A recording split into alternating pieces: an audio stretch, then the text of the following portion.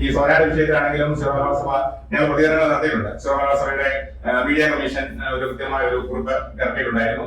അതോടൊപ്പം തന്നെ സിറോ സഭയുടെ സമുദായ സംഘടനയാണ് കത്തോലിക്ക കോൺഗ്രസ്. കത്തോലിക്ക കോൺഗ്രസ് സഭാതലത്തില് ഈ ഒരു വിഷയം NIA ദേശീയ ഏജൻസി ഏറ്റെടുക്കണം എന്ന് കേന്ദ്ര സർക്കാരിനോട് ആവശ്യപ്പെട്ടു.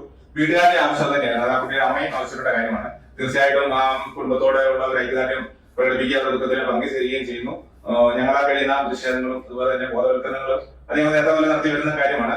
അപ്പോൾ അങ്ങനെയുള്ള കാര്യങ്ങൾ ചെയ്യുന്നു. പക്ഷേ ഇതിന്റെ ഒരു പ്രൈം സ്റ്റെപ്പ് എടുക്കേണ്ടത് തീർച്ചയായിട്ടും ക്യാമ്പസ് ശ്രമിക്കുന്നതാണ് എന്നുള്ളതാണ് ഈ ഒരു വിഷയത്തില് ഞങ്ങൾ തീർച്ചയായിട്ടും അങ്ങനെ ഒരു സ്റ്റെപ്പ് ഉണ്ടാകണമെങ്കിൽ പങ്കേറാണ്ട് സഭയ്ക്ക് വളരെയധികം സന്തോഷമുണ്ട്. ഈ പെൺകുട്ടിയെ കൊണ്ടുപോയി കൂട്ടിയിട്ടതും മർദ്ദിച്ചതൊക്കെ പാനായിക്കുളം എന്ന് പറയുന്ന സ്ഥലത്താണ്.